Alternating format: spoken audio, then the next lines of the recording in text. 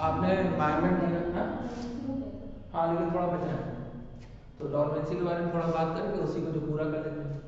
तो डॉर्मेंसी में क्या होता है कि जैसे सीड है, अगर उसको आपने बोया और वो प्लिम्यूल और रेडिकल नहीं निकाल रहा है, आपने बाहर का एनवायरनमेंट जो दिया, फेवरेबल दिया, टेम्परेचर फेवरेबल दिया, फिर भी वो प्लिम्यूल और रेडिकल नहीं निकाल रहा है, इसका मतलब क्या है? इसका मतलब क्या है कि कुछ इंटरनल फैक्टर उसके हैं जो उसको प्लिम्यूल और रेडिकल निकालने नहीं दे रहे, तो इस वजह से उस सीड को हम लोग कहते हैं डॉर्मेंट कंडीशन में पड़ा। अब डॉर्मेंसी जो है बहुत से रीजन से होती है, तो डॉर्मेंसी के कुछ रीजन हम लोग देखें। डॉर्मेंसी, पहली जो डॉर्मेंसी का जो रीजन है वो है हार्ड सीड कोट। कभी कभी ऐसा होता है कि सीड के ऊपर जो कवरिंग होती है वो बहुत हार्ड हो जाती है कवरिंग, और हार्ड सीड कोट की वजह से अब वो अंदर से निकलना चाह रहा है फिर भी वो निकल नहीं पा रहा, तो इसको कहते हैं हार्ड सीड कोट। इस वजह से भी डॉर्मेंसी इंड्यूस होती है, तो हार्ड सीड कोट से भी डॉर्मेंसी इंड्यूस होती है। उसके अलावा दूसरी चीज क्या है कि अगर इसके अंदर जो एम्ब्रियो है, सपोज ये एम्ब्रियो कब बनता है? Fusion of male gamete female gamete के फ्यूजन से एम्ब्रियो का फॉर्मेशन होता है। अब ये जो एम्ब्रियो है ये अभी इमैच्योर,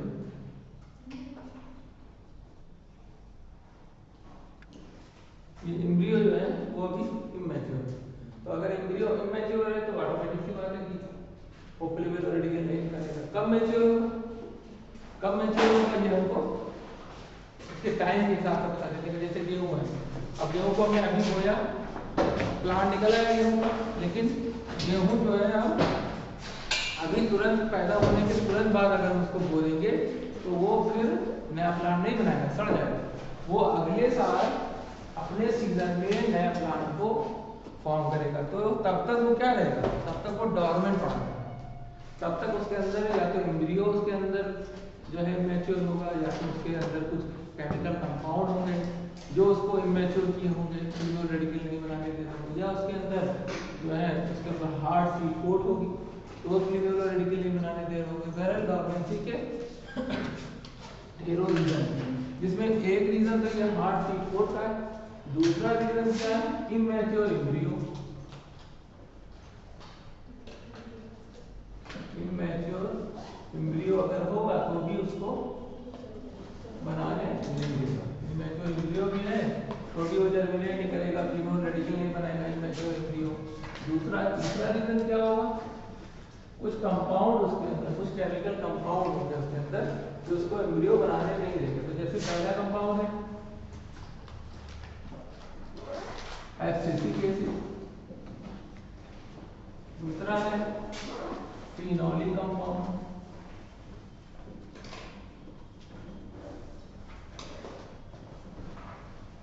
और तीसरा है पैरा एस्कॉर्बिक एसिड।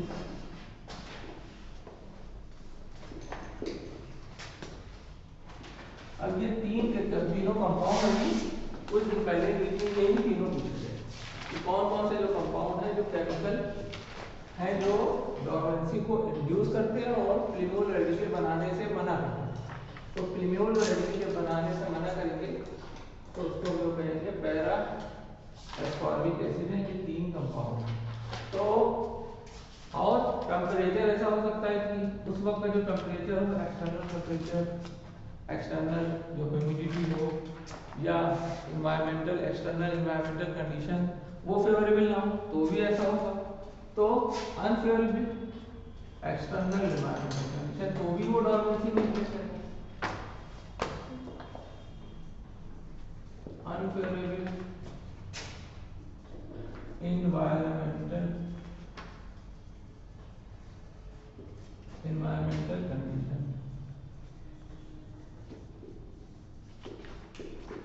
तो अनफेवरेबल होगी या जैसे टेम्परेचर का कोई भी इफेक्ट हो, जो बाहर का इफेक्ट है, एयर का मैं मालूम सा है तो भी वो नहीं करेगा। तो ये सब रीजन है जो डॉर्मेंसी इंड्यूस करने वाले रीजन है, डॉर्मेंसी इंड्यूस करते हैं।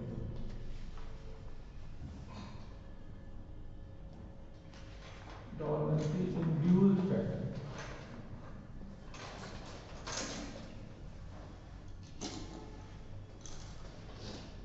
कुछ ऐसे हैं सीड जिनकी डॉर्मेंसी 1,000 साल की है, 1,500 साल की है या 500 साल की है। तो उसमें जैसे एक सीड है हमारे यहाँ जो 10,000 साल से डॉर्मेंट है। अब 10,000 साल की डॉर्मेंसी कोई छोटी मोटी तो है नहीं, तो उसका नाम है ल्यूपिनस आर्क्टिकस। तो एक है ल्यूपिनस, इसकी डॉर्मेंसी जो है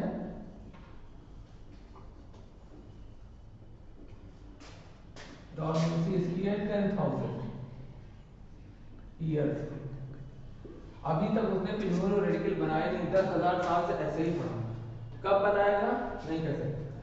तो डॉर्मेंसी जो है इसको हम लोग ल्यूपाइन प्लांट बताएंगे। और दूसरा एक प्लांट है, दूसरा है इसको कहते हैं हम लोग डेट पाम। वो प्लांट जो होता है उसकी भी डॉर्मेंसी 2,000 साल की। तो रिसेंट में देखा गया है डेट पाम जिसकी डॉर्मेंसी 2,000 साल।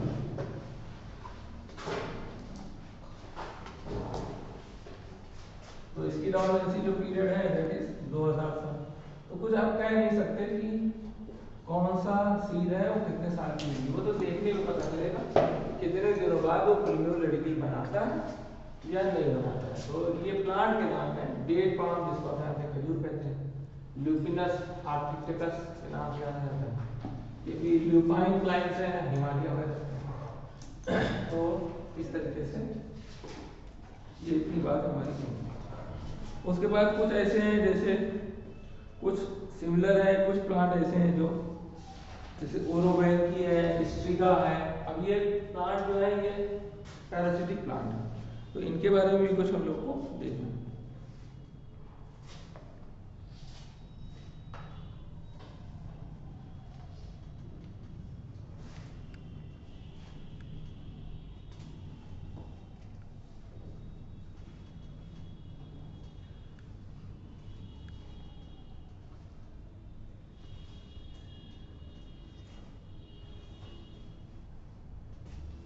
इसको नोट करने के बाद हमें कुछ बोलना है, हम बोल रहे हैं।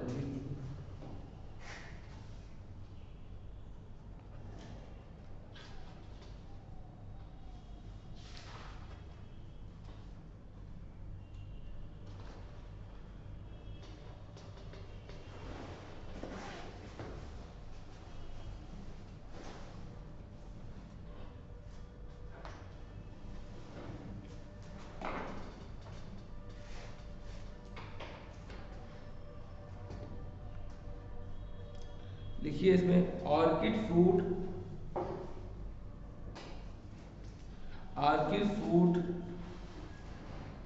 have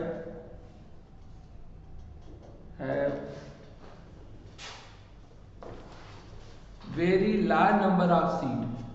Orchid fruit have very large number of seed, which is orchid fruit have very large number of seed, which is very tiny,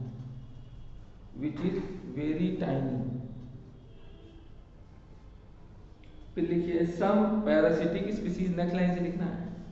some parasitic species such as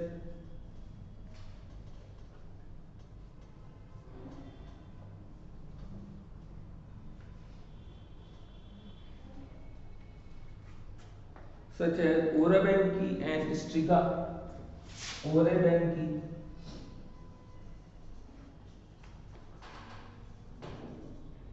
and Striga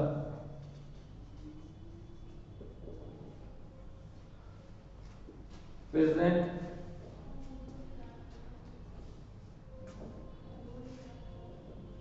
in parasitic habitat, present in parasitic habitat।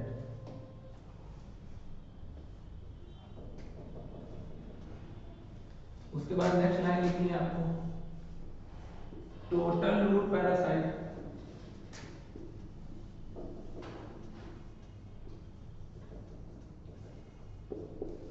इसमें example लिखना है रेफ्लिशिया,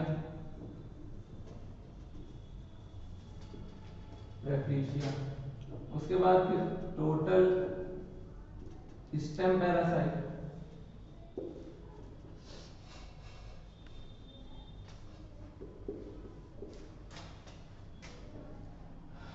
that is the Cuscuta. Cuscuta के बारे में एक बात जान लीजिए कि ड्यूरिंग एवोल्यूशन जब ये डेवलप होता रहा, पहले इसके अंदर क्लोरोफिल था, लेकिन जैसे जैसे ये डेवलप होता गया, एक पीढ़ी से दूसरी पीढ़ी, दूसरी पीढ़ी से तीसरी पीढ़ी, तो डेवलपमेंट स्टेजेस में इसके अंदर क्लोरोफिल जो है खत्म हो गया। तो ड्यूरिंग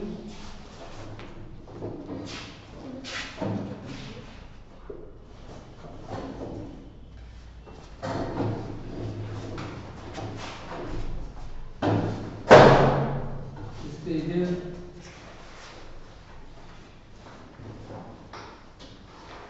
क्लोरोफिल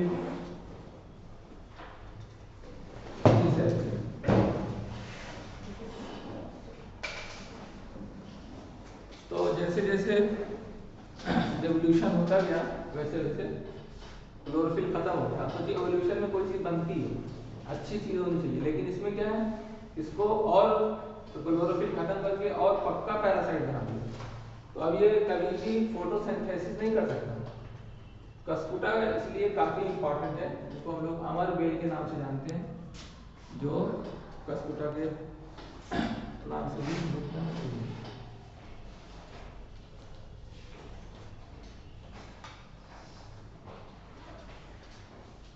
तो ये कुछ पॉइंट्स हैं, जैसे डेट पाम का 2000 साल, ल्यूटिनस का डॉर्मेंसी 10,000 साल। तो ये काफी आपको ध्यान से इसको देखना है।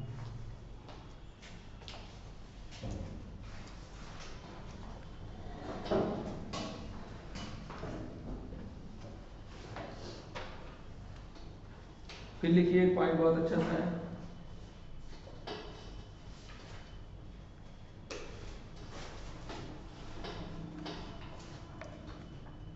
नेक्स्ट हेडिंग पॉइंट है, लिखिए how to break dormancy. How to break dormancy.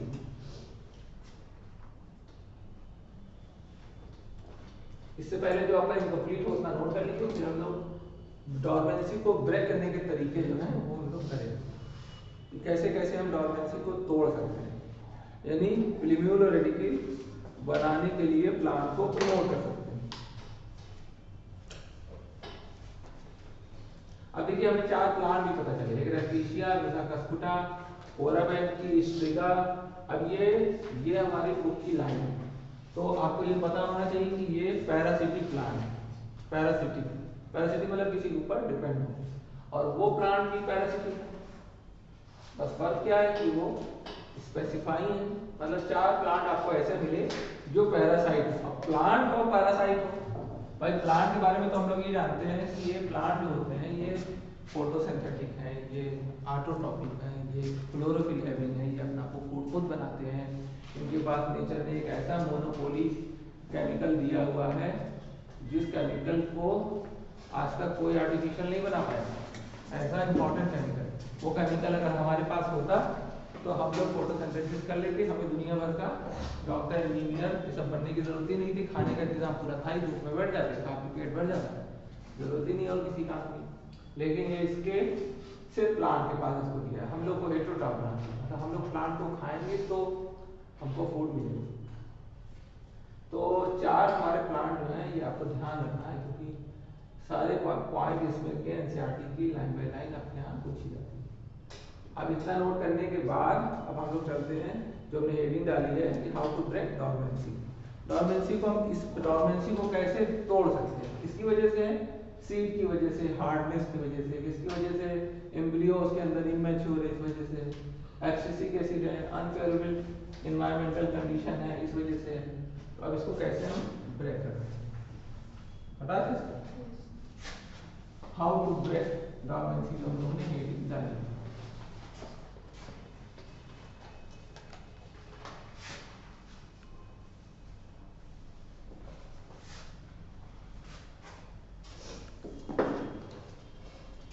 तो सबसे पहले जो है हाउ टू ब्रेक डॉर्मेंसी में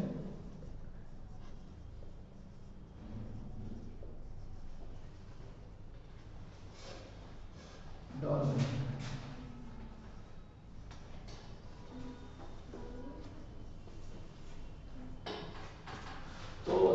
क्या है, जैसे हार्ड सीट कोट थी, हार्ड सीट कोट, उसको पकड़ के फ्रिक्शन वाले पेपर से, सैंड पेपर से, उससे जो है रगड़ दिया आपने कस के। तो रगड़ देने से क्या हुआ, रगड़ देने से उसकी जो सीट कोट थी वो पतली हो गई थोड़ी।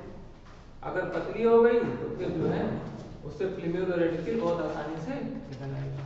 तो इस रगड़ने को कहते हैं स्कैरिफिकेशन। तो स्कैरिफिकेशन यानी कि friction provide by a sandpaper और which loses the hardness of the seed coat. तो स्कैरिफिकेशन से आप जो है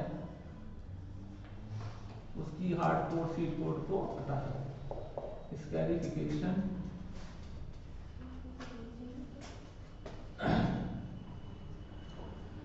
rubbing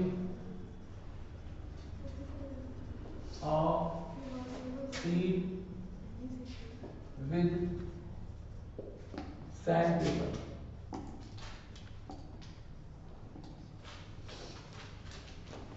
विद सैंडपेपर, इसको हम लोग स्कैरिफिकेशन कहते हैं। तो ये तरीका है, इसको हार्ड सीट कोट को आप हटा सकते हैं, रबिंग कर सकते हैं, स्क्रैचिंग कर सकते हैं, नाइफ की मदद से, चाकू से, छुरी से, बहुत ऐसे सीधे जिसको करना पड़ता है तब वो जर्मिनेट करते हैं। दूसरी क्या है, दूसरी है that is the stratification. Stratification में क्या होता है,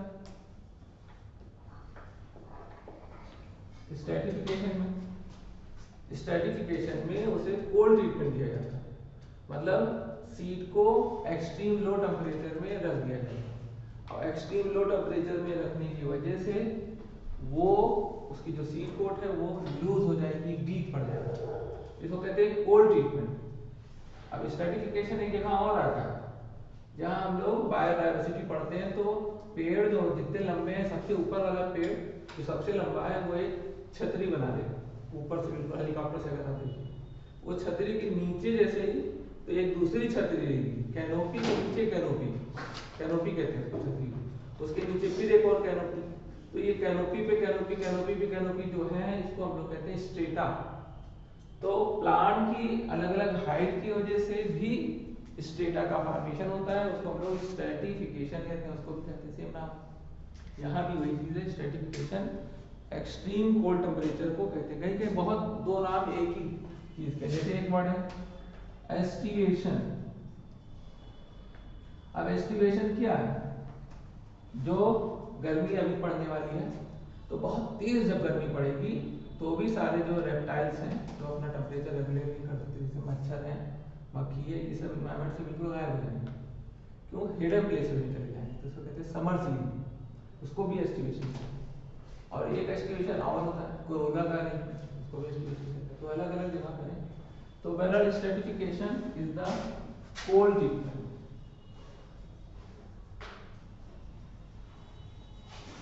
कोल्ड ट्रीटमेंट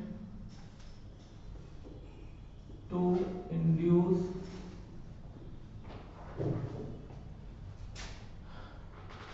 seedling formation।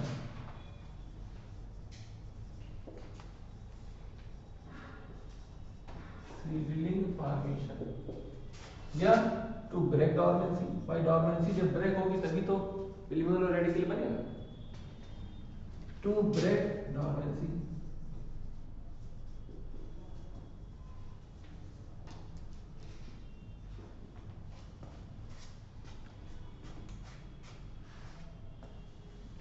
लो भाई, सब लोग जो है अल्फाज, सब लोग रेगुलर हो जाओ, क्योंकि इस बार जो है मामला गवर्नमेंट का बड़ा ढीला ढाला नहीं है, जैसे रहता था कि कोई आए ना आए।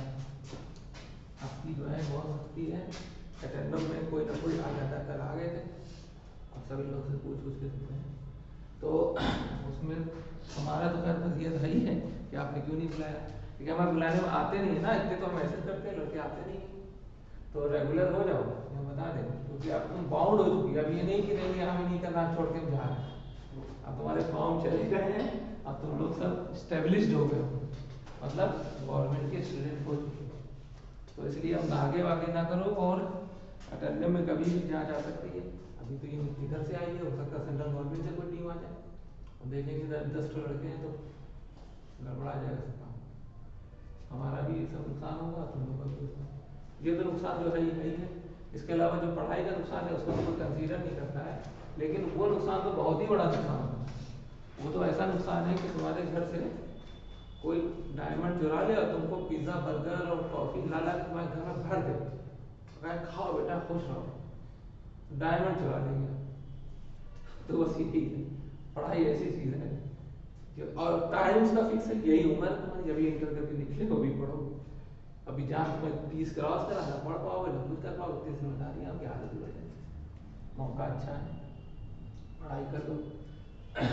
और उन लोगों का कोई गलत इरादा क्या है भाई, पढ़ाने के लिए क्या अटेंडेंस रहेगी, पढ़ेंगे, गवर्नमेंट में जो पैसा आ रहा है वो सही यूज हो उसका, तब आइंदा स्कीम चलेगी, उन्हें रोक देंगे। उनको क्या है, वो रोक देंगे, वो अपने खर्चे भी हो जाएंगे, ऐसे भी खर्चे उनके बहुत हैं। इसलिए जो है जितने लोग हैं बाकी उन्हीं लोगों को कहना है, अब जो लोग नहीं है उसके वो तो रेगुलर रहते ही नहीं, उनको ज़्यादा कहने ही नहीं रहता। तो दो चीज़ हो गई। इस तीसरा जो पॉइंट है हमारा, दैट इज द, अगर अब जिबर्लिन हार्मोन को छिड़क दें, जिबर्लिन एक हार्मोन होता है, वो डोरमेंसी को ब्रेक कर देता है, तोड़ देता है। तो टू इंड्यूस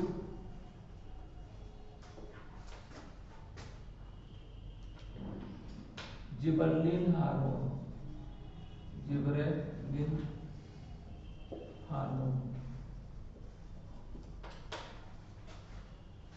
तो इंड्यूस जिबर्लिन हार्मोन, इंड्यूस, अगर जिबर्लिन हार्मोन का इंडक्शन, एप्लीकेशन, एक्सपोजर, स्प्रे, कुछ भी कह सकते हैं आप, तो इससे भी डोरमेंसी आपकी ब्रेक हो जाती है। तो बाकी और क्या, प्रॉपर एनवायरमेंटल कंडीशन, सब कुछ कर दो। अगर बाहर का एनवायरमेंटल कंडीशन नहीं सही है तो फिर कुछ नहीं होता है, फिर यही होगा कि कितना भी सब कर लोगे, लेकिन अगर टेम्परेचर नहीं सही है तो सीडलिंग थोड़ी बनाएंगे। तो एक्सटर्नल, फेवरेबल एक्सटर्नल एनवायरमेंट,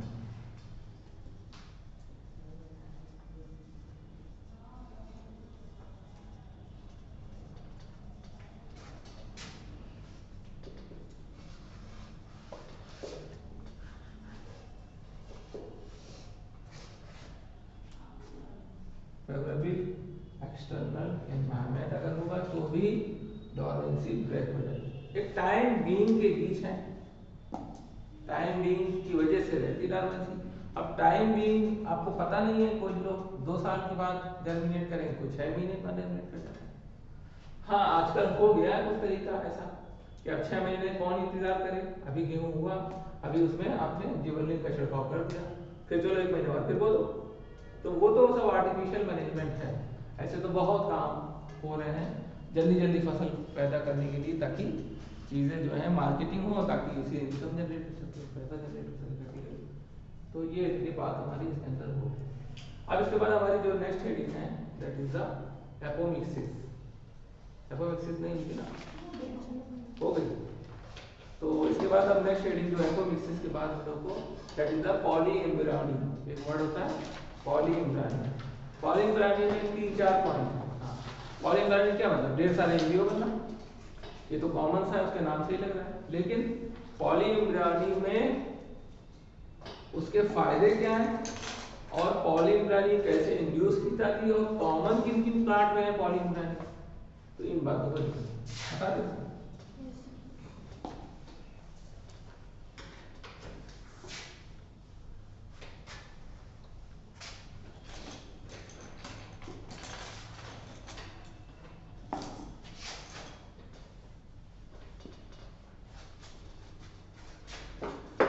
तो इसको कहते हैं हम लोग पॉलीएम्ब्रियोनी।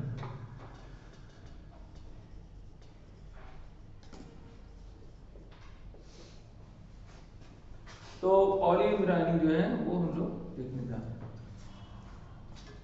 इसमें क्या है, multiple embryo formation in the fruit, in the embryo set, in the plant. अब देखिए आपने देखा होगा, हम लोग ने अभी पिछले टर्म की बात है, ऐसे एक स्ट्रक्चर होता था ये, और ये जो है ओवरी होती थी, अगर आपको याद है ना, ऐसी होती थी। बेसल प्रेजेंटेशन है, एस्ट्रेसी फैमिली होता है ऐसा, जो हम लोगों ने मार्कोलॉजी में पढ़ा।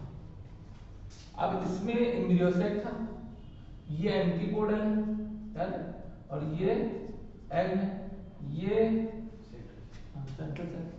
अब अगर एम्ब्रियो इससे बन जाए सपोज, एंटीपोडल एम्ब्रियो में कन्वर्ट हो जाए, बिल्कुल हो सकता है, मेल गमीट का कोई भरोसा नहीं कि वो इससे कॉफ्यूज हो जाए, इससे कॉफ्यूज हो जाए, इससे कॉफ्यूज हो जाए, कहो यहाँ फ्यूज हो जाए, यहाँ मेल गमीट, कहो यहाँ से एम्ब्रियो बन जाए, यहाँ से एम्ब्रियो बन जाए, एम्ब्रियो सेल के अंदर से एम्ब्रियो बने, एम्ब्रियो सेल के बाहर से एम्ब्रियो बने, कुछ भरोसा नहीं।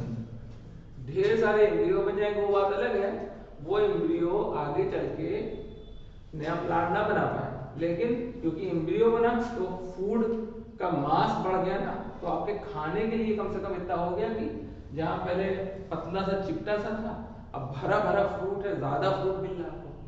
तो पॉलीइम्ब्रानी से एक फायदा ये भी होता है कि फूड का अमाउंट बढ़ जाता है। तो मल्टीपल एम्ब्रियो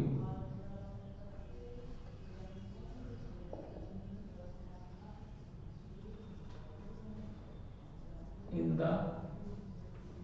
फ्रूट या प्लांट, फ्रूट में बने या प्लांट में बने, इसको हम लोग पॉलीइम्ब्रानी कहते हैं।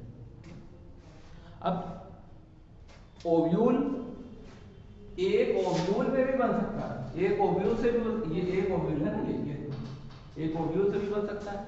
किसी प्लांट में कई एक ओव्यूल है तो कई एक एम्ब्रियो बन जाएंगे, भाई इसमें मान लो एक ही है, और भी देखिए कई यहाँ यहाँ यहाँ हर जगह ओव्यूल लगे हैं, तो सब फर्टिलाइज होंगे, तो सब बनेंगे एम्ब्रियो।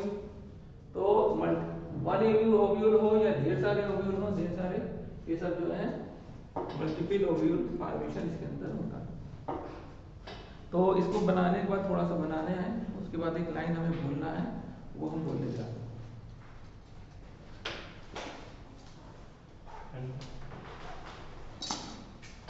तो थोड़ा सा बना लीजिए इसका, देखिए ये पॉलीइम्ब्रानी, उसके बाद ये रिलेशन जो है हम लोग बोलने जा रहे हैं।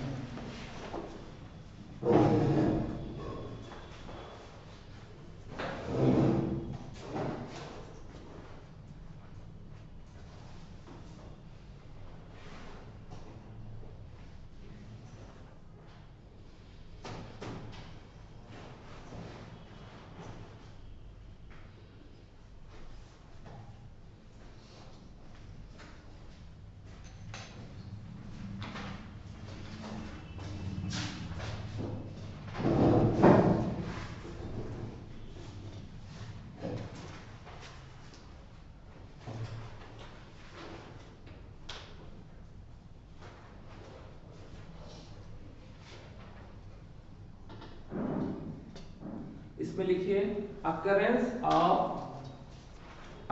of more than one embryo in a seed, occurrence of more than one embryo in a seed, more than one embryo in a seed is called polyembryony। एक से ज्यादा एम्ब्रियो बनेंगे तो उसे कहेंगे हम लोग is called पॉलीइम्ब्रियोनी, is called पॉलीइम्ब्रियोनी।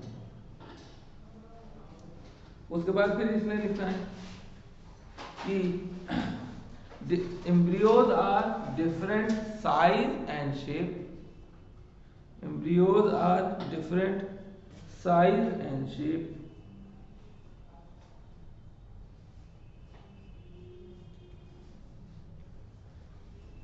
Full stop. फिर लिखिए embryos of apomictic nature, apomictic, embryos are apomictic nature,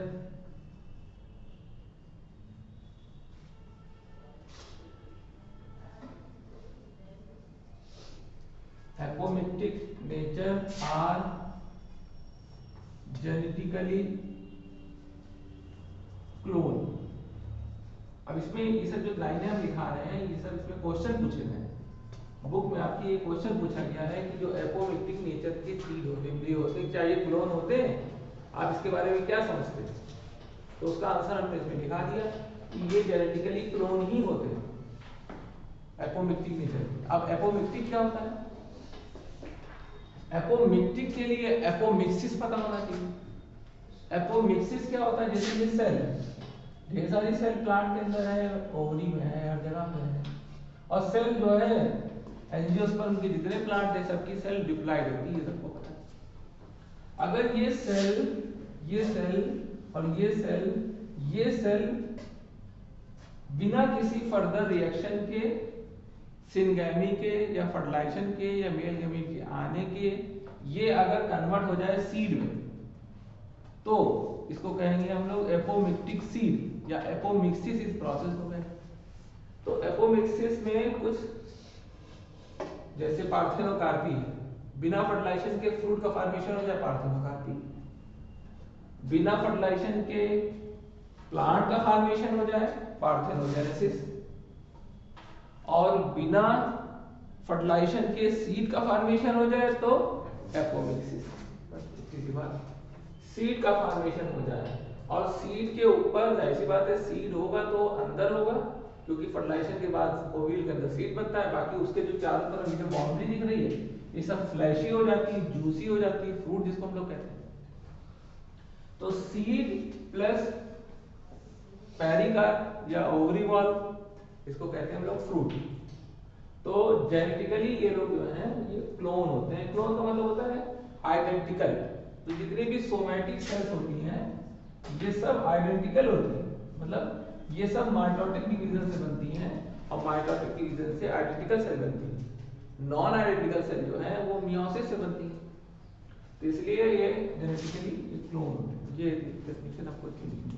अब जैसे एक चीज उन्होंने समझाई है कि अगर हम लोग इस तरीके से सीड बनाना शुरू कर दें तो बार बार जो हाइब्रिड बनाने वाला चक्कर है, हाइब्रिड तुमने सुना होगा, हाइब्रिड धान होता है, हाइब्रिड गेहूं होता है, हाइब्रिड सस्ता भी होता है, प्रोडक्टिविटी अच्छी होती है, उसमें कई वैरायटी के जो है ग्रेन तुमको अगर खरीदने जाओ तो मिलेगा। तो कुछ कहेंगे ये बासमती है, अब इसकी प्रोडक्टिविटी 1 बीघा में 1 कुंतल, हाइब्रिड ले जाइए इसकी प्रोडक्टिविटी 1 बीघा में 10 कुंतल।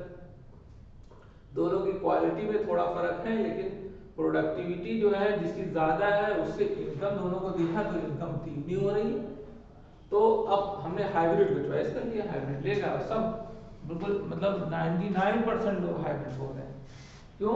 वो हाइब्रिड इसलिए है क्योंकि उसमें 2 कैरेक्टर्स को मिक्स करके एक नया ग्रेन साइंटिस्ट लोग ने बनाया है, 2 स्पेशल टाइप की चीजों को मिक्स करके। जैसे बासमती राइस है, बासमती राइस के बारे में अगर सुन लीजिए कि बासमती राइस इंडियन ओरिजिन है, यहाँ की जो इंडियन ओरिजिन थी उसको अमेरिका वाले ले गए और उन्होंने वहाँ की सेमी डॉग वैरायटी से क्रॉस करा के एक नई चीज बनाई और उसका पेटेंट करा लिया।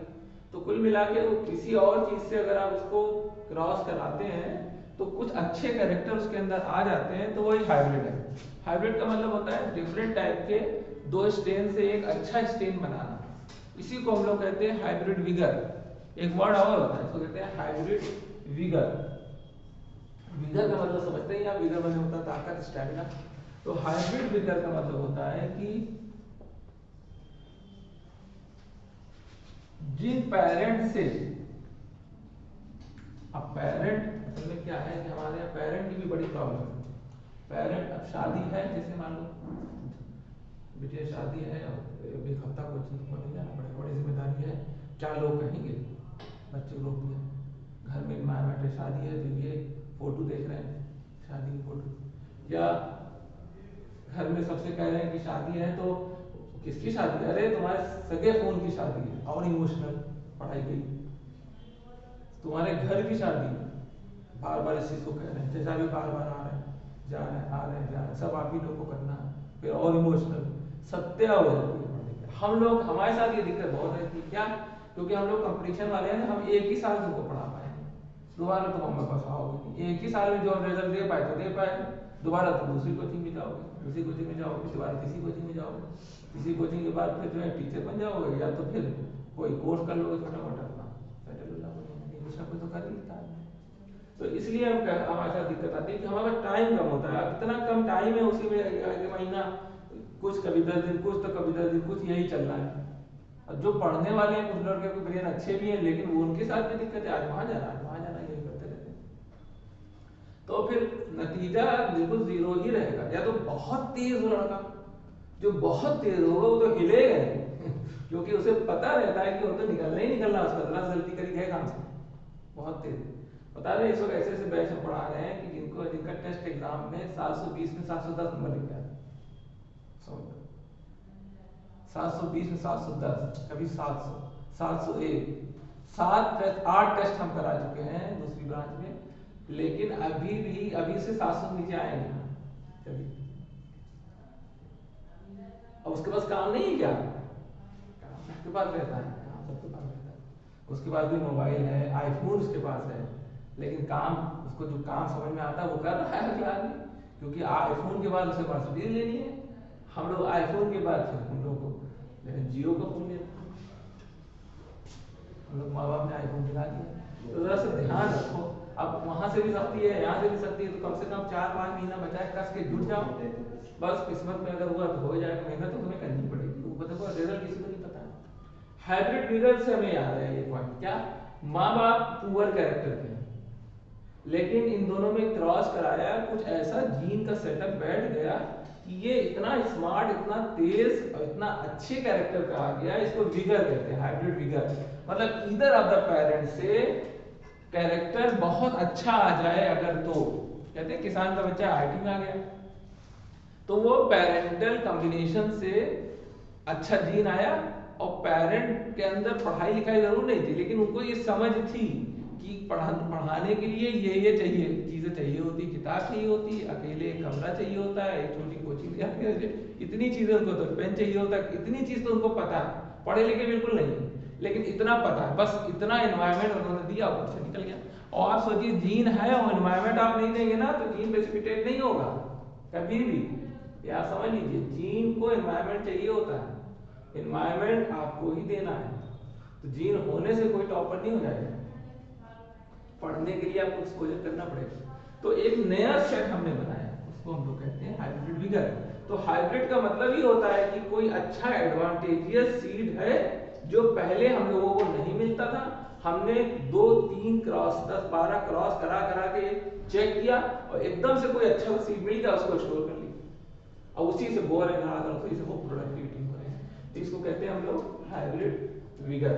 तो अब क्या है, अब अगर ये सीड बनाते हैं हम लोग हाइब्रिड विगर का, अब अगर एपोमिक्टिक सीड को हाइब्रिड में कन्वर्ट कर दें, अगर ये कॉन्सेप्ट हो जाए तो कितना अच्छा हो जाए। तो एडवांस कैरेक्टर के सीड नहीं आ जाएंगे, और एडवांस कैरेक्टर के सीड आ जाएंगे तो इसमें अब सीड कैसे बनता है, फर्टिलाइजेशन होता है, फर्टिलाइजेशन के बाद सिंगेमी होती है, सब कुछ होता है, फिर जाके फ्रूट बनता है, सीड बनता है। इसमें क्या है, कोई भी सेल को सीड बनाना, तो ये बहुत आसान है, और सीड सस्ता बेनता हो जाएगा। वो सब सीड बहुत महंगे होते हैं, किलो के हिसाब से देखिए सीड बहुत महंगे होते हैं, लेकिन ये सीड जो होगा ये बहुत सस्ता हो जाएगा। तो इसी कॉन्सेप्ट पे इन्होंने यहाँ पे तो डिस्कशन एनसीईआरटी में किया हुआ, जो ये बात हमारी जो हो गई, इसमें आप थोड़ा सा हम लोग लिख लेते हैं, लिखिए importance of apomixis in hybrid, importance of apomixis in hybrid seed,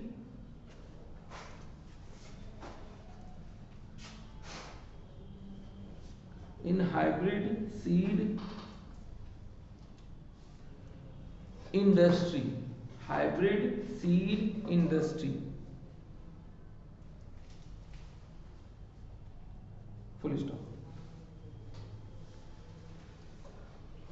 The active research, the active research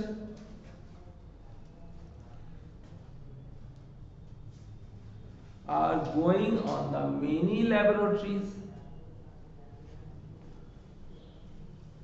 going on the many laboratories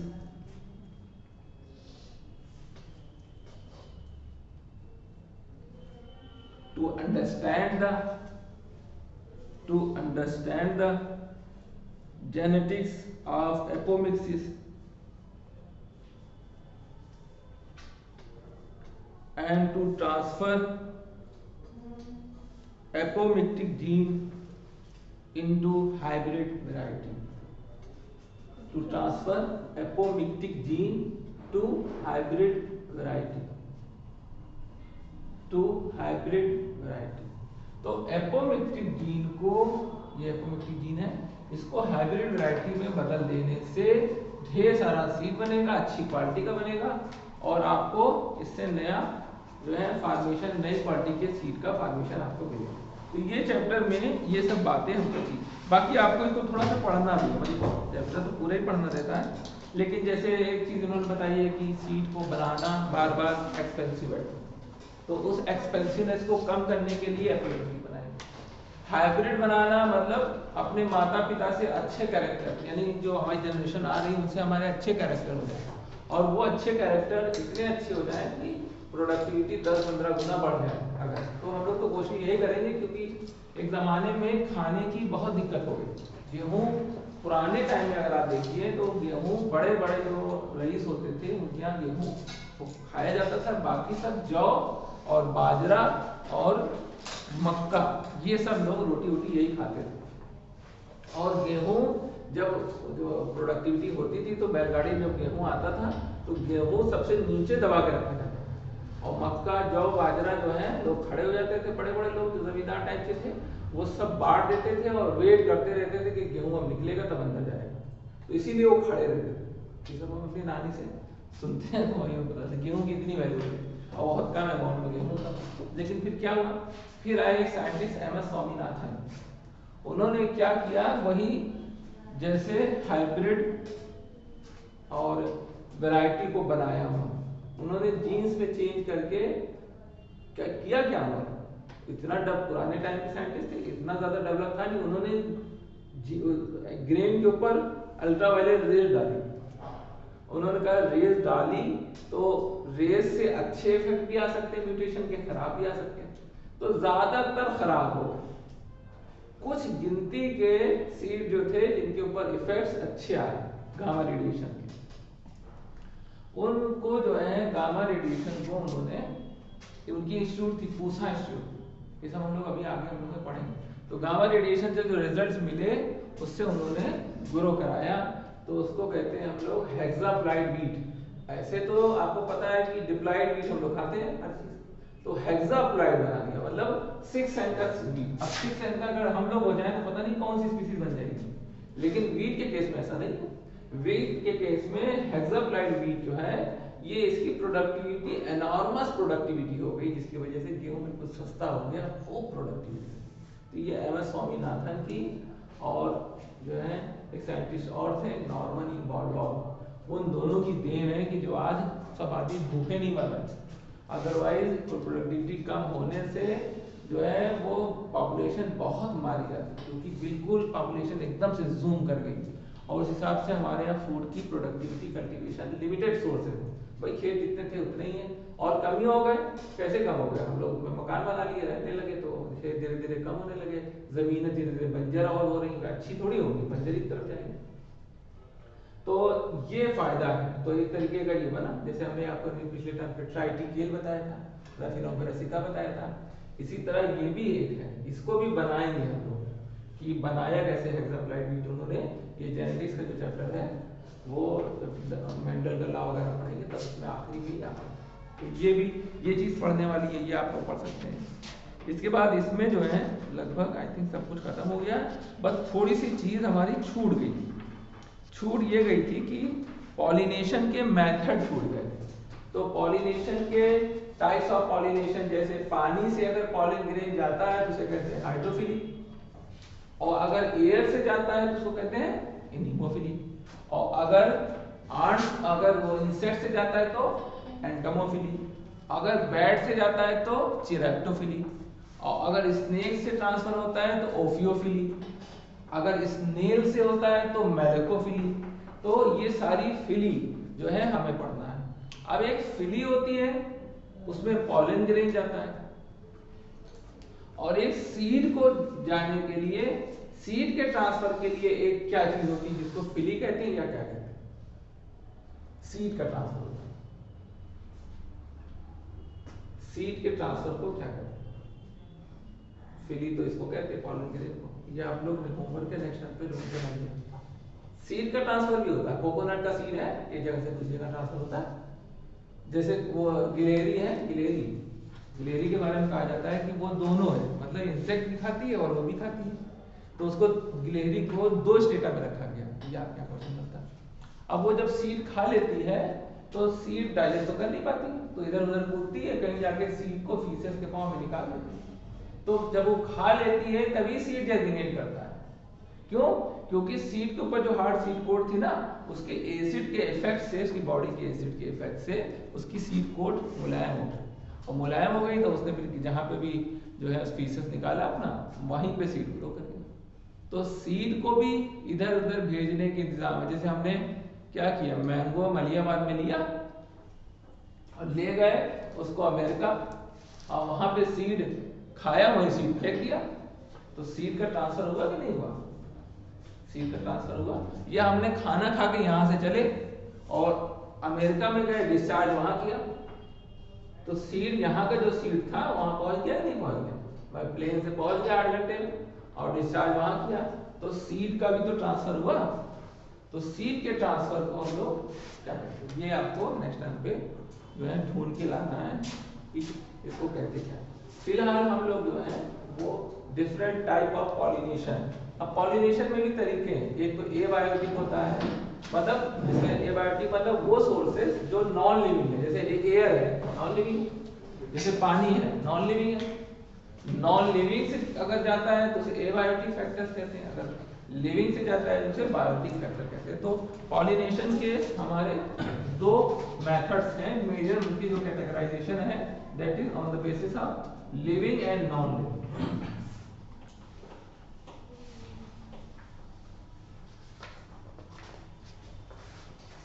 तो सबसे पहले जो है मेथड्स ऑफ पॉलिनेशन आपको हेडिंग डालना, मेथड्स ऑफ पॉलिनेशन।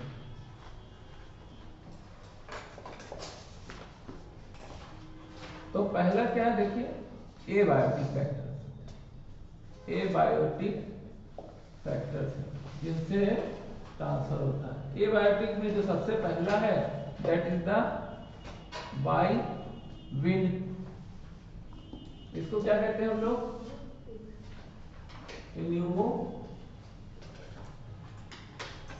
इन्यूमोफिली के नाम से जानते हैं।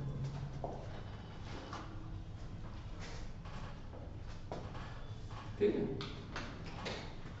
विंड से होता है। अब विंड से होता है, दूसरा क्या है, बाय वाटर होता है, इसको हम लोग कहते हैं हाइड्रोफिली, हाइड्रोफिली। ठीक है, जो एनिमोफिली है, एनिमोफिली के लिए सीड या पॉलिन ग्रेन, हम पॉलिन ग्रेन का कर रहे हैं ना, सीड का तो कर नहीं रहे, सीड का तो क्वेश्चन आपको हमने दिया है सीड के डिस्पर्सल को। तो यहाँ पर क्या है, विंड से अगर करेंगे एनिमोफिली तो सीड जो पॉलिन ग्रेन है उसको क्या होना चाहिए, हल्का होना चाहिए, लाइट वेट का होना चाहिए, तभी तो हवा उड़ेगा। तो लाइट वेट का होना चाहिए, पॉलिन ग्रेन को लाइट वेट का होना चाहिए।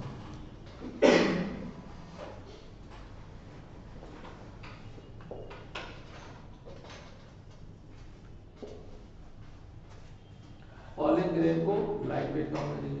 दूसरा, पॉलिन ग्रेन जो है वो उसकी जो डेंसिटी है मोर और लेस एयर की डेंसिटी के आसपास होनी चाहिए। वाटर में अगर है तो वाटर की डेंसिटी के आसपास होनी चाहिए। बात समझ रहे हो नहीं?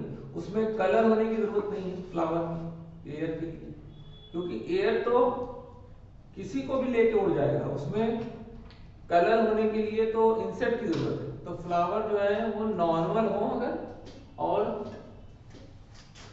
विदाउट कलर्ड फ्लावर, तो no colour flower, no colour in the flower required, in the flower. एक चीज ये होना चाहिए कि उसके अंदर फ्लावर नहीं, उस फ्लावर में कलर नहीं होना चाहिए, इसको लाइट वेट के होना चाहिए। दूसरी बात क्या है, पॉलन ग्रेन स्टिकी नहीं होने चाहिए, स्टिग्मा स्टिकी होना चाहिए। पॉलन ग्रेन स्टिकी कब होंगे, बर्ड्स के केस में, इंसेक्ट के केस में, ताकि पॉलन ग्रेन चिपक जाए उसके पैरों में, पंख में या बीक में, लेकिन स्टिग्मा स्टिकी कब होगा? जैसे उड़ के गया, स्टिग्मा पे गिरा, स्टिग्मा स्टिकी था नहीं, गिर गया नीचे, तो इसमें स्टिग्मा स्टिकी होना चाहिए, स्टिग्मा सिक्रीट म्यूकस, स्टिग्मा को म्यूकस सिक्रीट होना इसमें जरूरी है, ठीक है। और स्टिग्मा थोड़ा बड़ा हो, जब जरा बड़ा प्लेटफॉर्म होगा तो ज्यादा आएंगे, ठीक है। तो नेक्स्ट पॉइंट क्या होगा? स्टिग्मा विल लार्ज,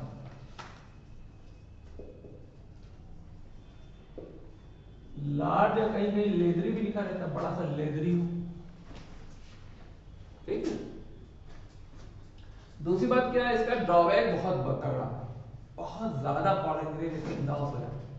तो ड्रॉबैक जो है वो हम टिक करके लिख देते हैं, very large quantity of pollen grain will be lost, बिल्कुल खत्म हो जाते हैं, इतनी ज्यादा एनर्जी खत्म हो जाती है। अरे हवा में फेंक दो, क्या गारंटी है कि वो पॉलन ग्रेन, गुआवा का पॉलन है तो गुआवा पे गिरेगा? कोई गारंटी है? आम पे गिरे, जमीन पे गिर जाए, कीचड़ में गिर जाए, किसी के सर पे गिर जाए, किसी की नाक में चला जाए, सींगे आने लग जाए, क्या पता।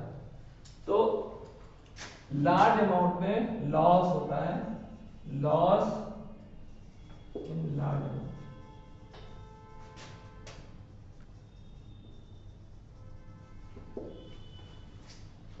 लार्ज अमाउंट में जो है इसका लॉस, ठीक है। शॉर्ट में हम लोगों ने हीमोफिली भी देख लिया, और जो पॉइंट हमें चाहिए होते हैं छोटे छोटे पॉइंट का काम ही हमारे। अब हाइड्रोफिली की बात आते हैं, जो आपके यहाँ अभी कुछ दिन पहले पूछा गया। हाइड्रोफिली में दो तरीके की फिली होती है। एक प्लांट अगर सरफेस पे है तो भी कहा जाएगा हाइड्रोफाइट्स, सरफेस पे है तब उसके अंदर वाटर से ट्रांसपोर्ट नहीं होगा पॉलन ग्रेन, तब उसके अंदर होगा इंसेक्ट से और एयर से। यही नहीं क्वेश्चन पूछा कि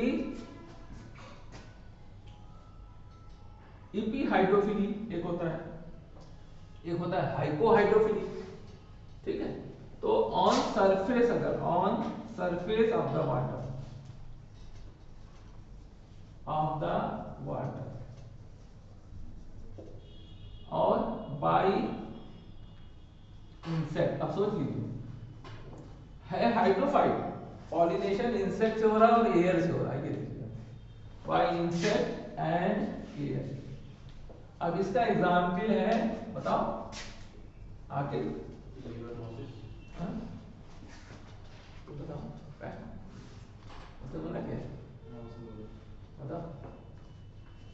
तो ब्रायोफाइट्स होते हैं, ब्रायोफाइट में फ्लावरिंग नहीं होता है, लेकिन सर उसमें भी तो फर्टिलाइजेशन होता है, फर्टिलाइजेशन होता है, लेकिन फ्लावरिंग उसमें भी जाते हैं, लीवर पॉलन ग्रेन में होते नहीं, उसमें होता है एंथ्रोजॉइड। पॉलन ग्रेन क्या है? Pollen grain is a male gametophyte, it is a bag which contain male gamete inside, ठीक है। और ज़ूस्पोर क्या होता है? ज़ूस्पोर इज द वेजिटेटिव और asexual spore, it is not a gamete. बहुत ज्यादा घुसने वाला है, केमिस्ट्री का बाप ना हो तो हमसे अगर पढ़ लो बायोलॉजी तो केमिस्ट्री की बाप की तरह लगेगा। और क्या? हाँ, वुल्फिया ना, स्मॉलेस्ट एंजियोस्पर्म, लेकिन वो इसका एग्जाम्पल नहीं है। इसका एग्जाम्पल है वाटर हायसिंथ, जिसे जलकुंभी कहते हैं, और दूसरा एग्जाम्पल है lily, water lily, water hyacinth, इसको क्या कहते हैं? Eichhornia, Eichhornia crassipes. अब इसके बाद तो अगर नागा हुआ, अब पापा नंबर लेंगे, मम्मी ने, कोई तो मेरी तरफ से बोलेगा, भाई मम्मी कहेंगे नहीं नहीं उसकी तबीयत खराब है, पापा कहेंगे नहीं नहीं वो शादी में, तो दादा का नंबर ले लेंगे। किसी को तो कन्विंस हम कर ही लेंगे कि इसको तो कम से कम रेगुलर भेजिए, इतनी सी बात करनी है, और क्या करना। इकॉर्निया, और आगे क्रेसेपिस, इकॉर्निया क्रेसेपिस। दूसरा नाम बताओ। टेरर, इसको टेरर ऑफ बंगाल भी कहते हैं, इसने बंगाल में हजारों आदमियों को मार डाला। कैसे? तालाब से निकल कर मारा? नहीं, तालाब में छा गई, अंदर जो मछलियां थी उसमें ऑक्सीजन की कमी से मछली सब सड़ गई, मर गई, और भूख से मर गया था बंगाली। टेरर ऑफ बंगाल,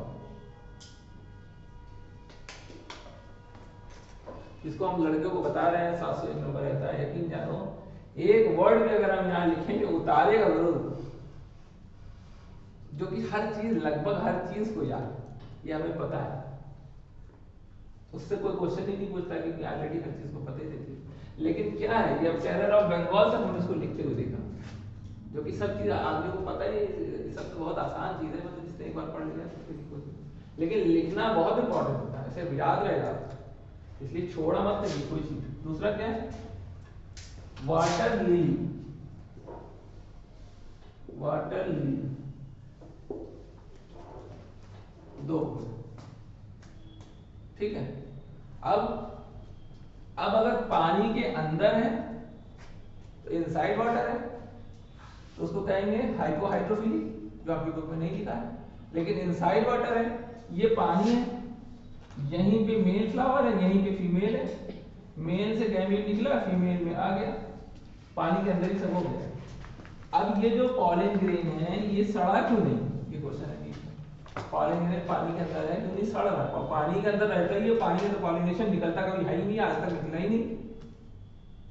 तो पॉलन ग्रेन इसलिए नहीं सड़ता है, प्लांट इसलिए नहीं सड़ता है कि इसके ऊपर एक लेयर होती है, उसको कहते हैं म्यूसिलेजिनस लेयर, और म्यूसिलेज अगर होगा तो वाटर से रेजिस्टेंट प्रोवाइड करेगा, वो सड़ने में जो है हेल्प नहीं करेगा, वो बचाए रहेगा।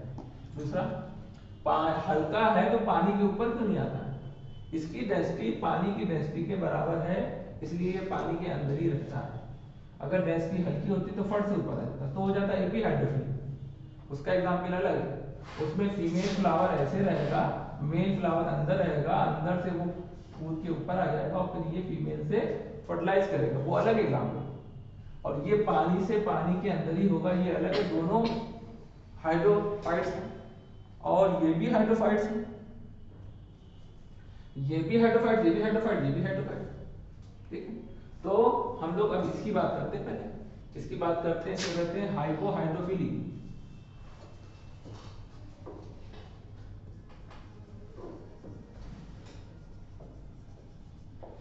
हाइपोहाइड्रोफिली,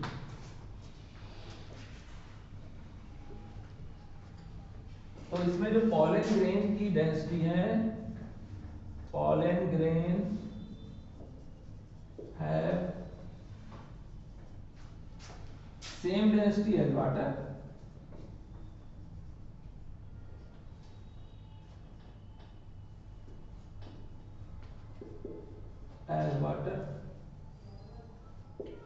और have mucilaginous layer,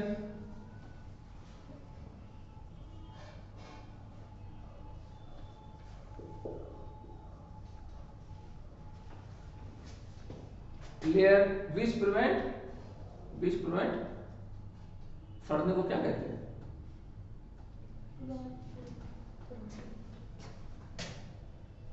which prevent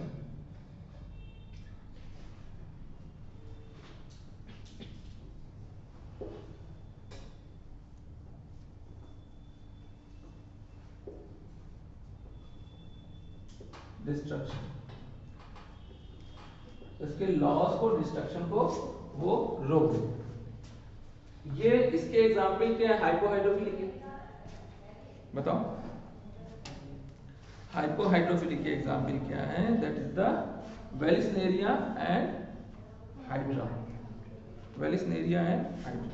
तो हाइड्रा और ज़ूस्टेरा भी आप इसमें लिख सकते हैं, वाटर पॉलिनेटेड में हाइड्रा और ज़ूस्टेरा, ठीक है, हाइड्रिला एंड ज़ूस्टेरा। देख लीजिए, इसमें बुक में थोड़ा कंफ्यूजिंग करके दिया हुआ। हाइड्रिला भी इसका एग्जाम्पल है, और दूसरा ज़ूस्टेरा है। ये क्या है? ज़ूस्टेरा ये फ्रेश वाटर है, और फ्रेश वाटर होता है, तो ज़ूस्टेरा जो है ये भी अंदर रहता है।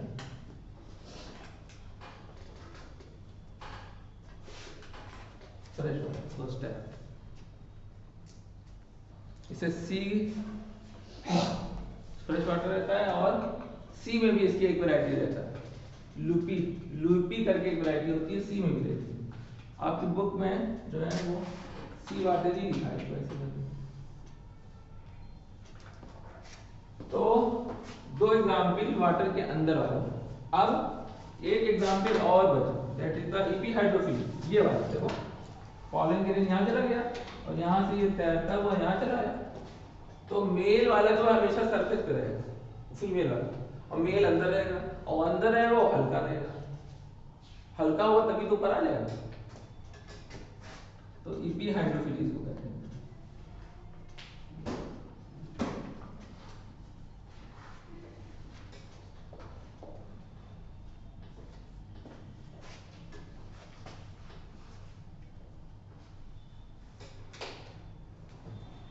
एपीहाइड्रोफिल, इसमें क्या होता है,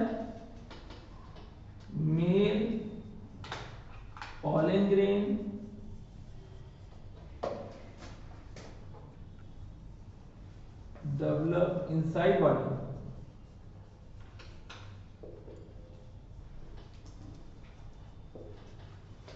develop inside body, and reaches on the surface of water due to lower density, and reaches on the surface of water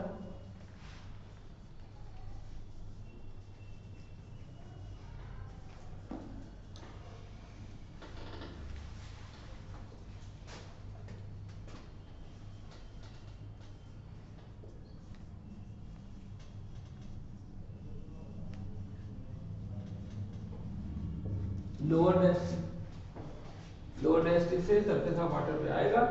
और बगल में चाहो ये छोटा सा डायग्राम ये बना लो, इसी के ठीक बगल में। बस मीनिंग से लिखने से अच्छा है कि डायग्राम काफी कुछ बताता है।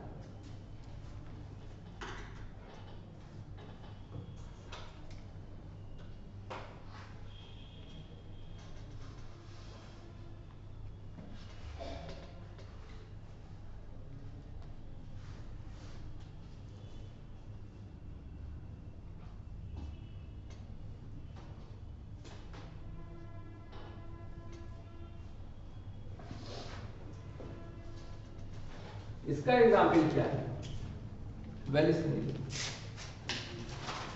इसका एग्जाम्पल जो है that is the well snake.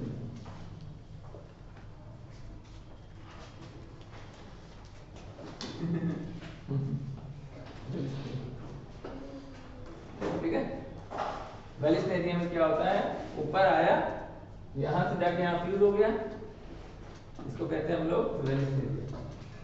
Example हो गया पॉलिनेशन। अभी और है, अभी और है। देखिए, जो वाटर से पॉलिनेशन होता है इसकी क्वांटिटी बहुत कम है, सिर्फ 30 जनरा ऐसे हैं जिसमें वाटर से पॉलिनेशन होता है। तो एबायोटिक में दो हैं, एबायोटिक में सबसे कम इससे होता है और उससे ज्यादा इससे होता है।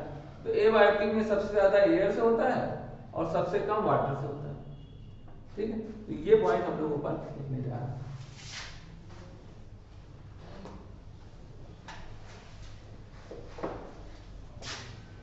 Only 30 genera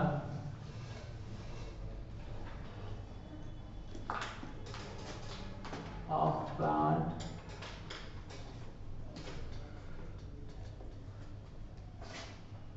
are water pollinated.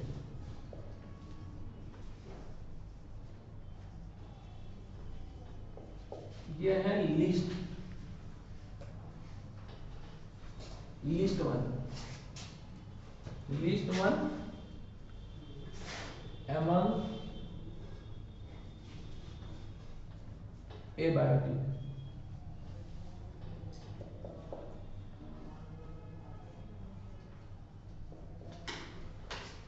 ठीक है, एबायोटिक में सबसे कम वाटर, सबसे ज्यादा एयर, बात खत्म हो गई।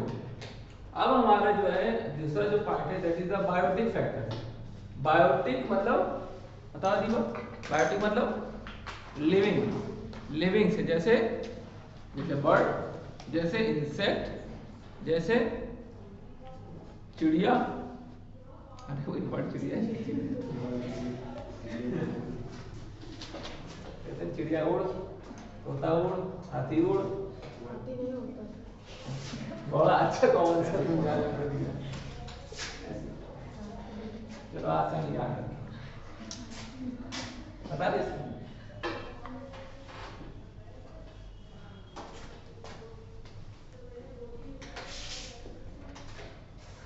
अब हम लोग जो है that is the biotic factor.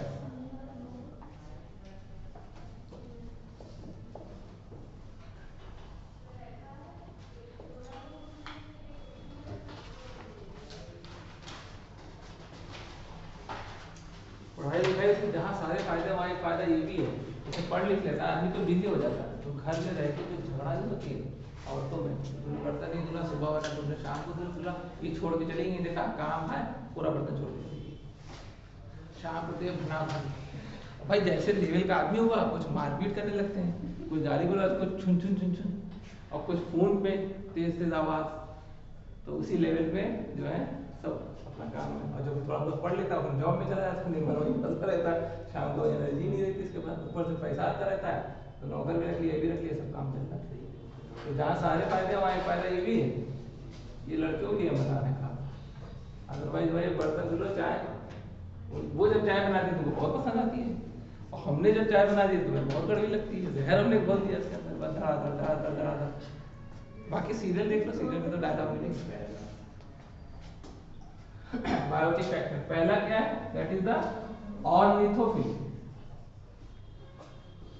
या सबसे पहले हम लोग एंटोमोफिल देखते हैं।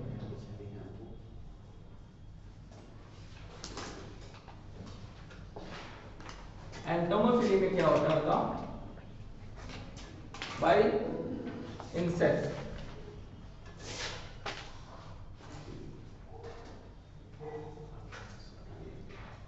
इंसेक्ट सबसे ज्यादा पॉलिनेशन इंसेक्ट से होता है, तो लार्जेस्ट यानी 80% of total pollination done by insect, तो largest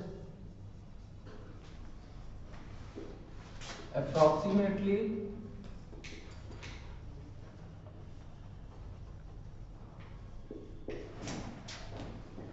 80% of pollination of total pollination।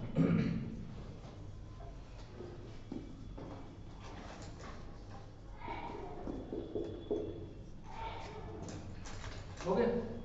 उसके बाद फिर क्या है दूसरा, अच्छा इन 80% में सबसे ज्यादा इंसेक्ट में सबसे ज्यादा किससे, नहीं हनी बी, हाँ हनी बी का 80% में 90%, मतलब 80% टोटल है उसमें 90% अकेले हनी बी का ही है, तो हनी बी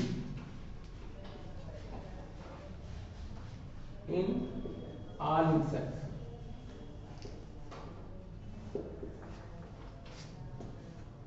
चलिए दूसरा क्या है, दैट इज द चिरैप्टोफिली,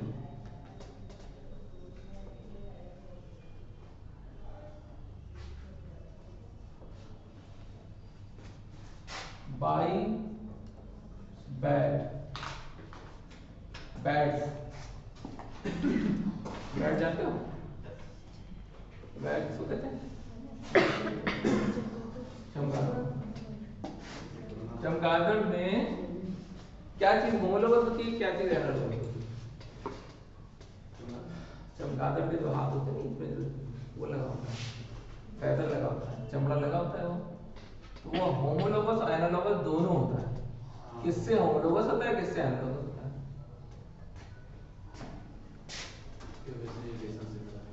हाँ?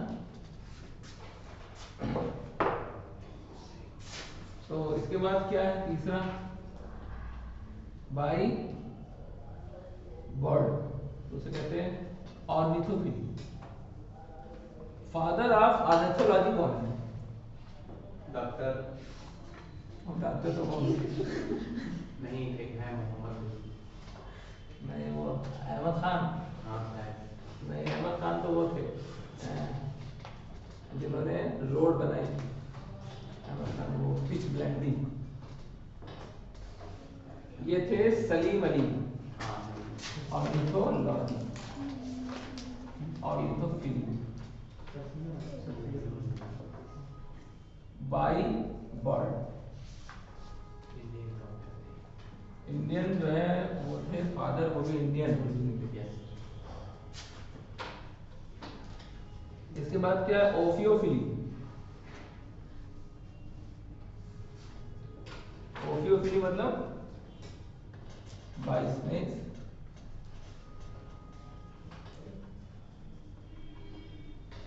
उसके बाद फिर मेलेकोफिली।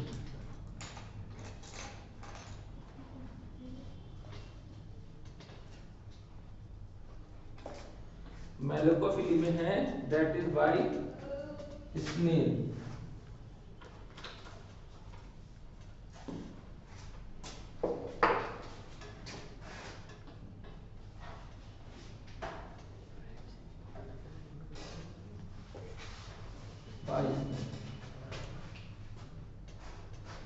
अब स्नेल भी पॉलिनेशन कर सकता है।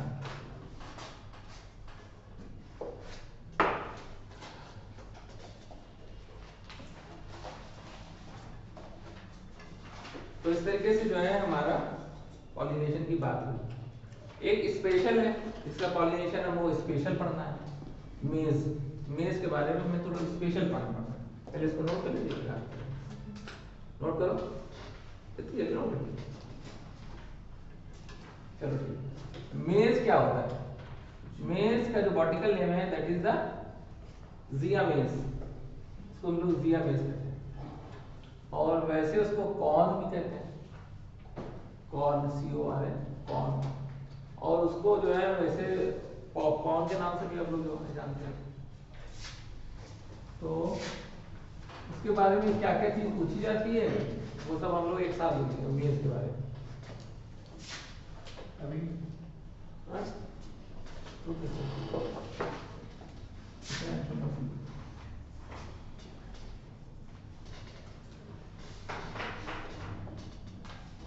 तो मेज के बारे में हम लोग बात करने जा रहे हैं।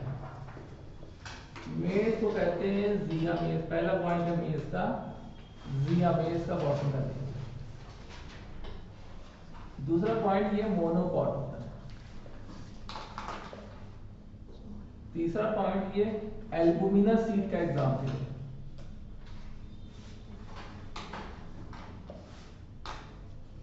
एल्बुमिनस सीड का एग्जाम्पल है। चौथा पॉइंट जो है ह्यूमन ने इसका सिलेक्शन किया। ह्यूमन मतलब ये आर्टिफिशियल सिलेक्शन इसका हुआ। ये पहले जंगलों में कुछ जगहों पे होता था, तो लोगों को पता चला कि ये जो है बहुत यूजफुल है, लोगों ने खाया।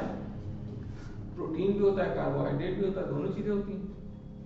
तो लोगों ने एक दूसरे को बताया और कल्टीवेट के सबने बता के वर्ड में ऐसे फैल गए।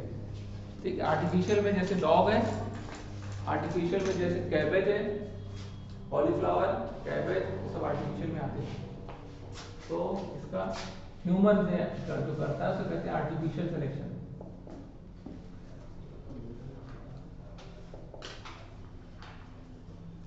Artificial selection. और इसका प्लांट मोनोसियस होता है। मतलब मोनोसियस मतलब एक घर जिसमें मेल और फीमेल दोनों, तो मोनोसियस इसको कहते हैं। मोनो को मतलब एक, सियस का मतलब घर।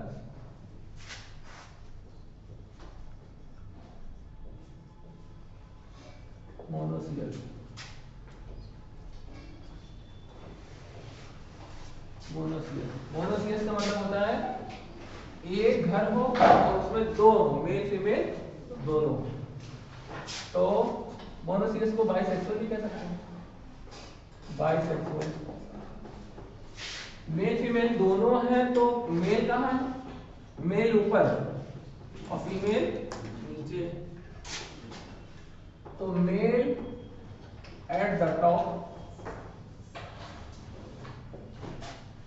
एट द टॉप इसको क्या कहते हैं? टेसल।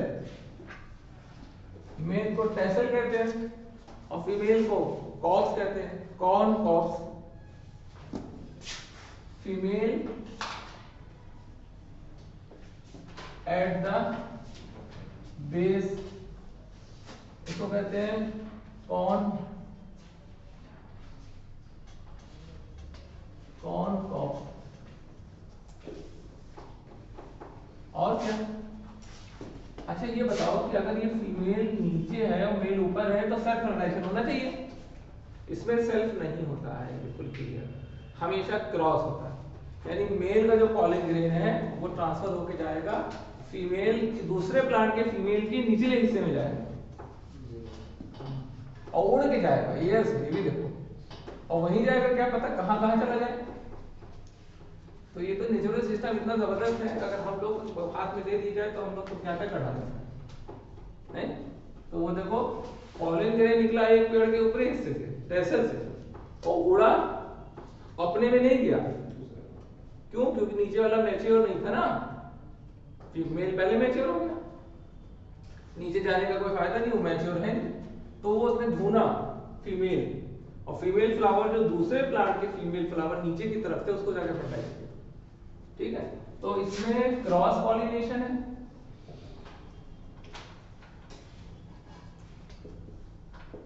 मेज कितने इंपॉर्टेंट पॉइंट किसी में नहीं है, देखो कितने पॉइंट तो यही तुमको दिख रहे हैं।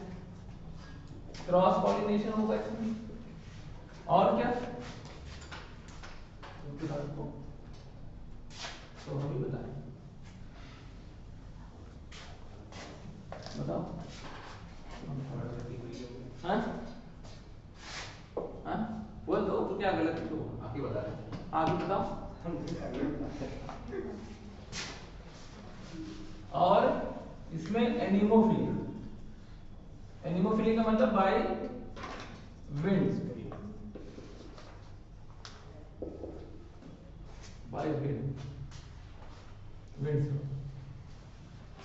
और बताओ, इनके इसमें एक लेयर होती है जिसे कहते हैं एलुरोन लेयर, जो जस्ट पेरिकार्प के नीचे होती है।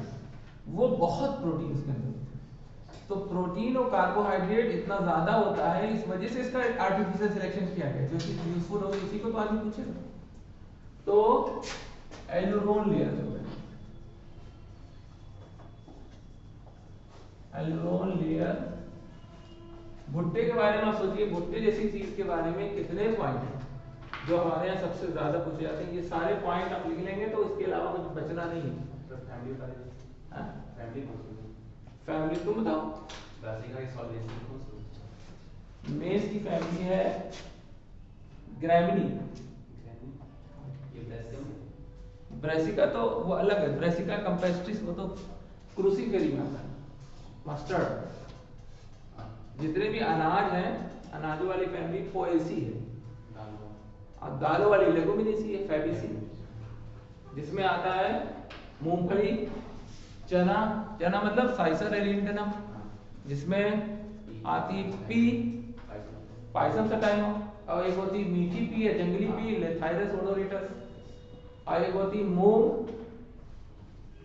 बताओ, फैसियोलस रेडिएटस, मूंग को कहते हैं, और उड़द को फैसियोलस मूंगा, उल्टा नाम है, मूंग का नाम मूंगा नहीं है, रेडिएटस।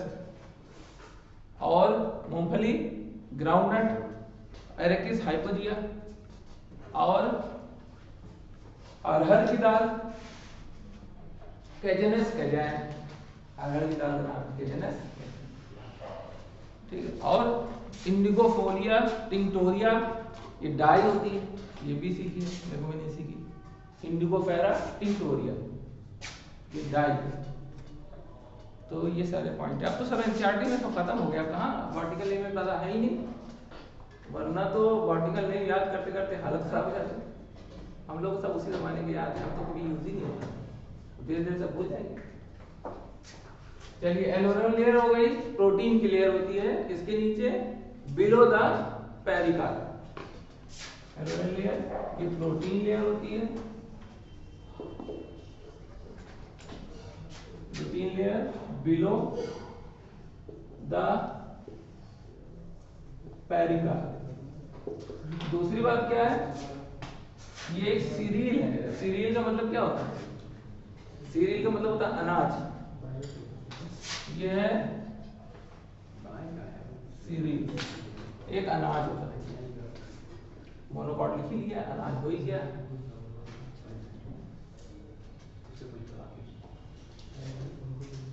और क्या?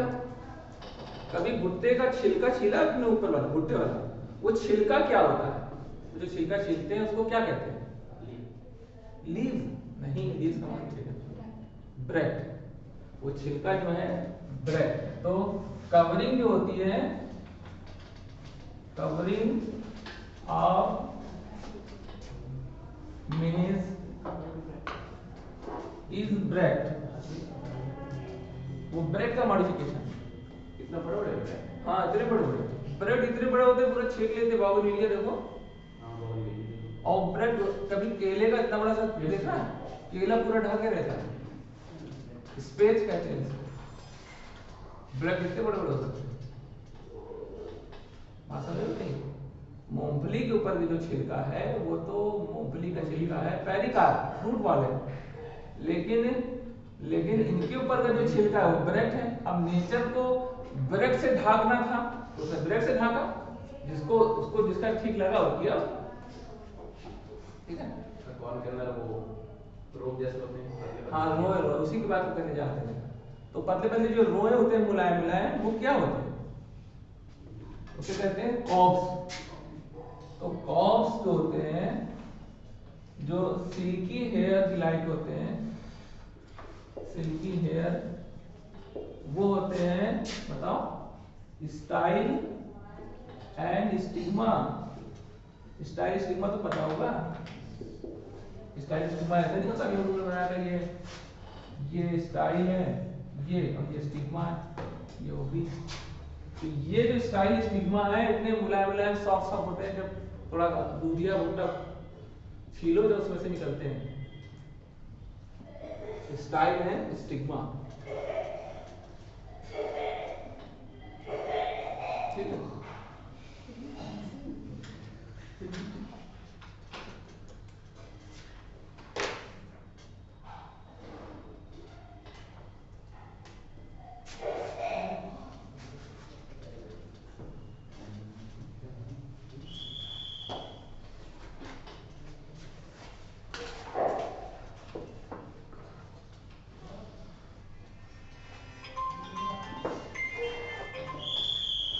हाँ बताइए। हाँ जी गुड मॉर्निंग। हाँ गुड मॉर्निंग बताइए।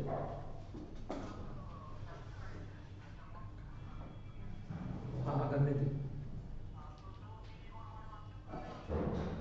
तो 2 अकाउंट में कर दीजिए, एक शिवा के नाम से, एक दानिश के नाम से। अब वो पादी से पूछ लीजिए। अब 2 ही में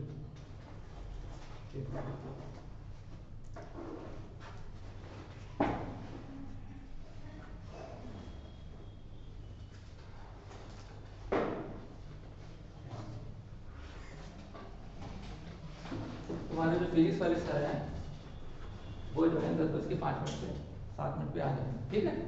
हम तुमको जो है 9:45 पे छोड़ देंगे। 10-15 मिनट का गैप हो जाएगा थोड़ा सा, तो लोग रिलैक्स हो जाते ध्यान से पढ़ना। पहली बात तो ये है। दूसरी बात ये है कि प्लीज प्लीज आप लोग भैया रेगुलर हो जाइए, 4 महीना बचा है, तुमसे खास तौर से कह रहे हैं। तुम इतना रेगुलर थी, कोई नहीं था, फिर इतना से गायब है, तो ये जरा सा कर लो मुझे, अच्छी मेहरबानी मेरे पर कर दो। इसका हशर तुमको अल्लाह ताला जो है वो दे दो। इतनी मेहरबानी, इतनी रिक्वेस्ट किसी की मान लोगे तो उसका जो है तुम्हें फायदा मिलेगा, दुआ मिलेगी हमारी। क्योंकि ये मेरा काम है ना, तुम्हारा काम तो जब सिलेक्शन होगा तब तुम्हें पता चलेगा क्या मिल गया। तो अभी तो फिलहाल लग रहा है कि बिल्कुल बेवकूफ आदमी है। चले आते हैं कोट पहन के पुरानी से खोपड़ी खाया, इससे अच्छे तो 9 दिन सर हमारे हैं।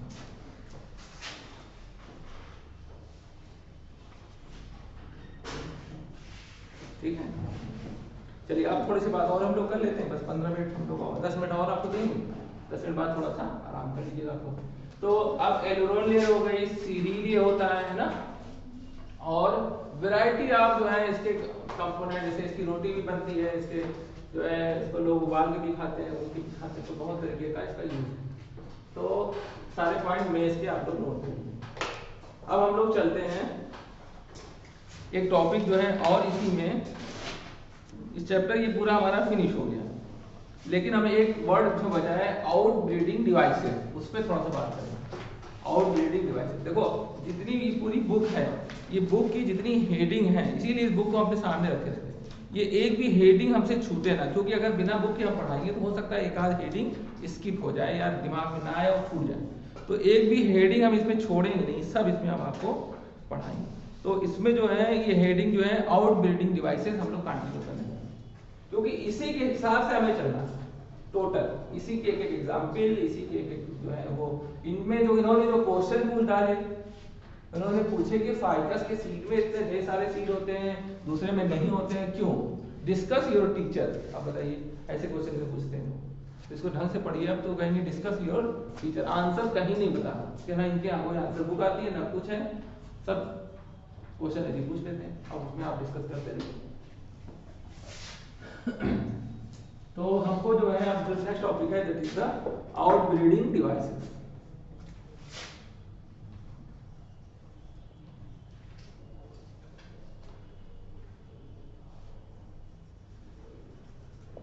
अब आउट ब्रीडिंग डिवाइसेस, जैसे नाम से क्या लग रहा है? नाम से लग रहा है ना जैसे बाहर से कोई चीज जो है आई हो और वो बाहर की हो, आउट ब्रीडिंग में हम लोग ये कहते हैं, तो और फर्टिलाइजेशन होता हो। तो इस टॉपिक में हमको जो है वो क्या पढ़ना होता है कि जैसे पॉलन ग्रेन अगर आया, pollen grain of another species, दूसरी स्पीसीज का पॉलन ग्रेन अगर आया, अनदर स्पीसीज, तो वो रॉन्ग पॉलन हो, और रॉन्ग पॉलन के लिए पॉलन ग्रेन को स्ट्राइल होना पड़ेगा। तो इससे क्या होगा? Pollen, wrong pollen become स्ट्राइल। यही टॉपिक जो हम लोगों ने थोड़ा बहुत कवर भी किया है, ये टॉपिक इसके अंदर आउट ब्रीडिंग डिवाइसेस में आता है। दूसरी बात क्या है, अगर जैसे एक फ्लावर है, सपोज देखो ये फ्लावर है, ये देखो ये क्या है? एंथर। अब इसको आसान क्या है, यहां से यहां कूद के आना आसान, लेकिन ये नेचर ने कहा कि तुम लोग सेल्फ फर्टिलाइजेशन नहीं करोगे, तुम लोग करोगे क्रॉस फर्टिलाइजेशन। तो वो कहेगा कि हमें यहाँ से यहाँ जाना आसान है, हमको क्यों उतनी दूर भेज रहे किसी और प्लान में, पता नहीं हम वहां पहुंच भी पाएंगे, रास्ते भी गिर जाए, खत्म हो जाए। लेकिन फिर भी कहा कि नहीं, तो इसको करने के लिए नेचर ने क्या किया, इसको पहले मैच्योर कर दिया और ये फट गया और पॉलन ग्रेन डिस्पर्स हो गए, ये इमैच्योर है, इसको कहते हैं ये इमैच्योर है, और ये मैच्योर फर्स्ट।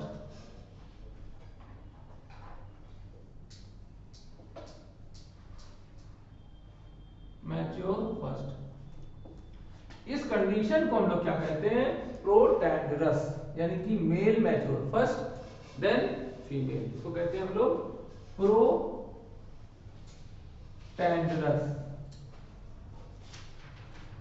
इसको कहते हैं प्रोटैंडरस कंडीशन। ठीक है, तो प्रोटैंडरस कंडीशन भी क्रॉस पॉलिनेशन को करने में हेल्प करती है। ठीक है, तो ये प्रोटैंडरस कंडीशन भी हेल्प इन क्रॉस पॉलिनेशन, ये बात हो गई। दूसरी बात, अगर गलती से पॉलन, अब जब यहां से गिरे तो गलती से एक आध पॉलन इस पे तो आ ही जा सकता है, एयर में उड़े, क्या पता कहां जा रहा है, उड़ते हुए जा रहा है, उड़ते हुए। तो अगर गलती से आ गया तो उसने आपस में, इस पॉलन ने इस स्टिग्मा से बात करी, केमिकल डायलॉग, केमिकल निकाला, उसने केमिकल निकाला, दोनों में आपस में टॉकिंग चल रही।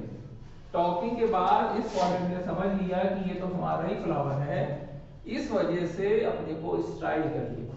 क्यों? क्योंकि इसको पता है कि हमको क्रॉस ही करना है, गलती से सेल्फ के लिए अगर हम डाल भी दिए गए हैं तो भी हमको स्ट्राइल करना है, हम मतलब बेकार हो जाएंगे, अपने को सुसाइड कर लेंगे, लेकिन पॉलिट्यूड नहीं बनाएंगे। तो इन केस, ये पॉइंट इसमें बहुत अच्छा है, in case of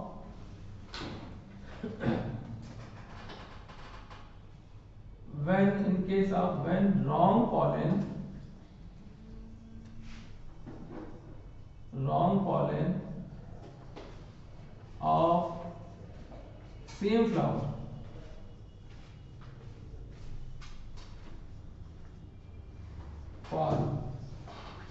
fall on the stigma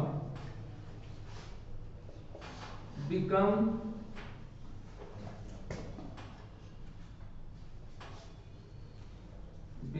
stripe to prevent self pollination.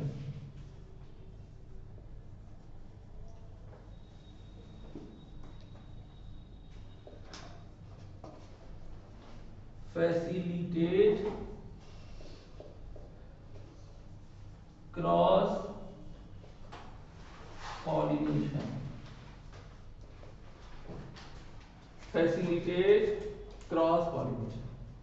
ठीक है, तो क्रॉस पॉलिनेशन को फैसिलिटेट करे, सेल्फ पॉलिनेशन को रोके। अगर ऐसा हो जाए तो स्टाइल करने में भी ये चीज की जाती है। ठीक है,